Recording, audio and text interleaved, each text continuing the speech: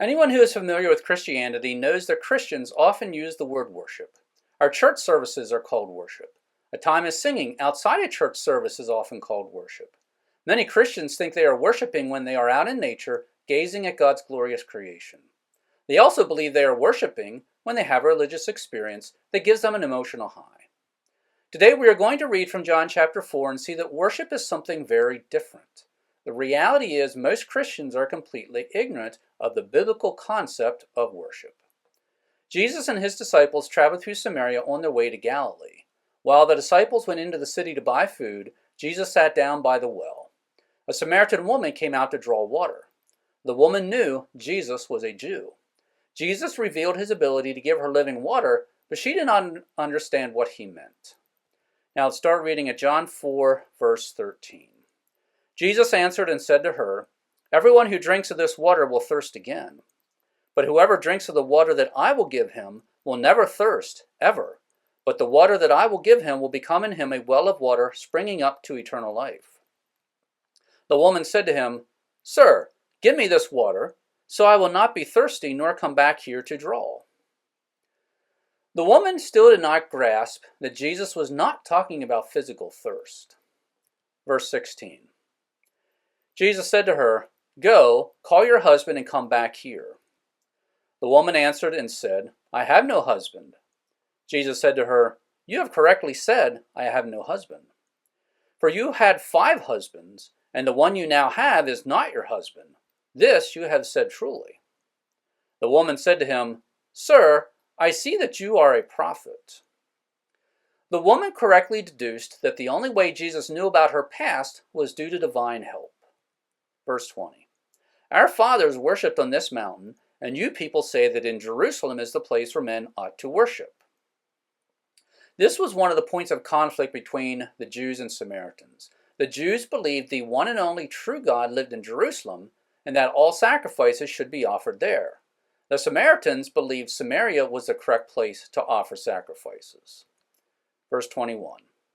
Jesus said to her, "Woman, believe me, an hour is coming when neither in this mountain nor in Jerusalem will you worship the Father." Notice the words, "an hour is coming," and the word "neither."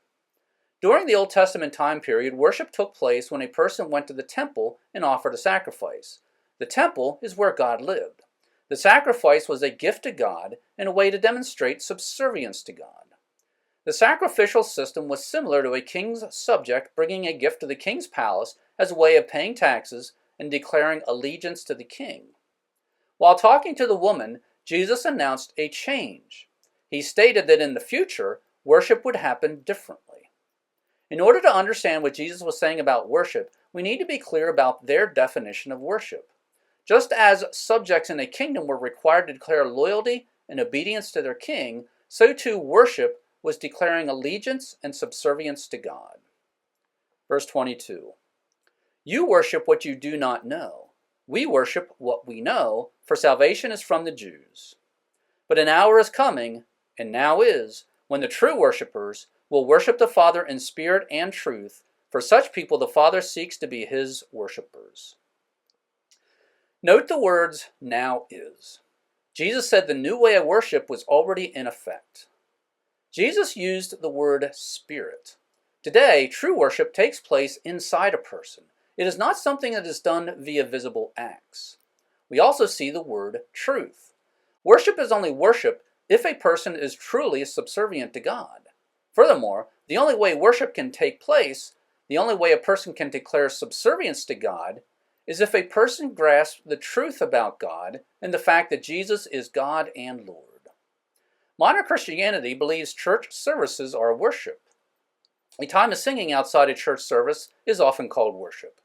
The interpretation of this verse is that Jesus said worship no longer had to happen in Jerusalem, instead it can happen anywhere. That misses the true point.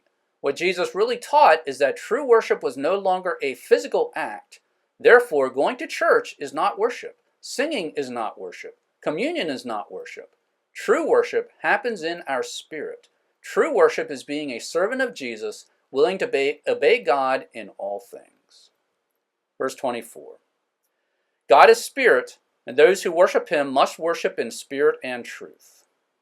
The woman said to him, "I know the Messiah is coming, he who is called Christ. When he comes, he will declare all things to us." This was one of the similarities between the Jews and Samaritans. Both were expecting a Messiah. Verse 26. Jesus said to her, "I who speak to you am he." And at this point his disciples came, and they were marveling that he was speaking with a woman, yet no one said, "What do you seek?" or "Why are you speaking with her?" So the woman left her water jar and went into the city and said to the men, "Come, see a man who told me all the things that I have done. Is this not the Christ?" The Samaritans were expecting a Messiah. Since Jesus demonstrated divine help in knowing the woman's background, she believed Jesus when he said he was the Christ. Verse 30. They went out of the city and were coming to him. Don't miss the fact that the men were going out to talk to Jesus. Keep that in mind as we read the next few verses. Verse 31. Meanwhile, the disciples were urging him, saying, "Rabbi, eat." But he said to them, "I have food to eat that you do not know about." So the disciples were saying to one another, "Has anyone brought him anything to eat?" Jesus said to them, "My food is to do the will of him who sent me and to finish his work. Do you not say, 'There are yet 4 months, and then comes the harvest'? Behold, I say to you, lift up your eyes and look on the fields, that they are white for harvest." Apparently, this conversation took place 4 months before harvest time. Jesus wanted his disciples to understand that it was already time for the spiritual harvest. In fact, the men of the city were coming out to Jesus. Jesus was about to reap a harvest. Verse 36.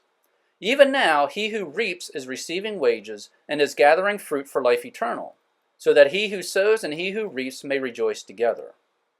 For in this case the saying is true, one sows and another reaps.